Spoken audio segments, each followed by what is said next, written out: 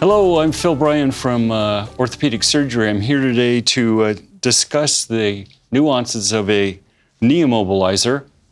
We don't want you to be fearful of having a knee immobilizer on or what you're supposed to do with it or how it should be adjusted. Hopefully by the time you're home with your knee immobilizer, it's been explained to you. This is meant to further detail what you might not know. This is a well-fit knee immobilizer. There's no exposed skin here. This is how yours should fit. If you have a wound underneath your knee immobilizer, you've had instructions more than likely about how to care for your wound. That means you have to take your knee immobilizer off. In fact, you'll have to take your knee immobilizer off to bathe. You should never bathe with your knee immobilizer on. It's not meant to get wet. So, truly, we want you to keep your leg outstretched when you have a knee immobilizer, whether the immobilizer is on or not. For the sake of taking it off, I'd recommend that you be on a couch with your leg outstretched, much like Carrie's is. But it's going to be easier for your helpmate, whoever that might be, to take this off for you and help you assist in keeping your leg straight while the knee immobilizer is taken off. For the example we're doing today, we're just going to do Carrie's knee in the position it is. But again, we'd ask that you'd be on a couch with your leg outstretched and not try to do this by yourself because you're going to be tempted to bend your knee. And that's the last thing we want you to do. I will tell you that the Velcro associated with knee immobilizers are very strong, so don't take that for granted. They're meant to be strong for a reason. So you take them off. Again, you're on a couch with your leg outstretched. You're not to bend your knee and help take it off. That's why it's better to have a helpmate to do this. I want you to pay attention to where the knee immobilizer is currently on Carrie. No, it's way up here in her groin area. This is a long knee immobilizer. This is one of the longer ones we have. So yours may be different. It may not come down as far. But indeed, what's important here is no skin is showing. The straps are not going across your skin. If indeed it's rubbing on your skin, we need to know that. That's not something we expect you to have.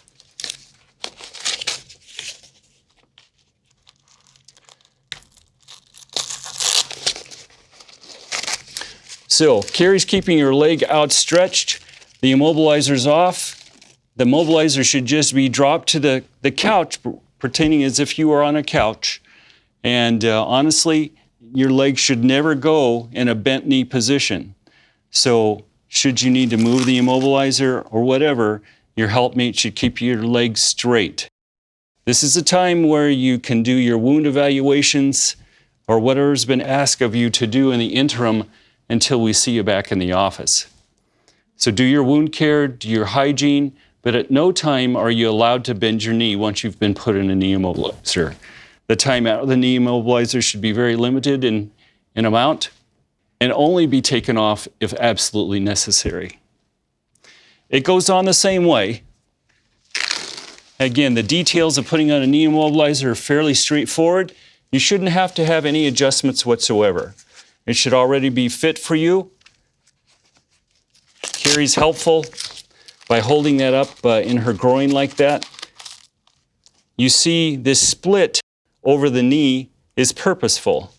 That should be there. That's normal. Exposed skin is okay at the knee. There's no strap that's going to cause any irritation at the knee. But if you've had surgery and you have a wound that needs to be cared for or looked at every day, which we typically remind people to do, you're going to have to open this up and look at it. The purpose of this video is to educate you so you're not concerned about how it goes back on. But the bottom line is, you're not to bend your knee. Small detail, but important detail. You notice that the overlap, both top and bottom, of the knee immobilizer are the same. You could flip those around and again it would cause irritation underneath your knee immobilizer should the overlap differ from the top side to the bottom side. Again, the length of your knee immobilizer may be different than this one. That's a non-issue. Don't let that be a concern.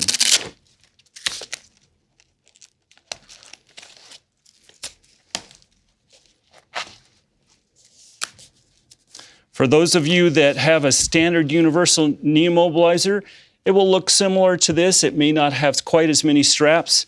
Again, that will be whatever the provider that you saw will have chosen to put on you. So there may be some differences between them. Otherwise, be careful. Don't bend your knee. Check your wounds when you should, because bad things happen underneath knee immobilizers. Okay? Thank you.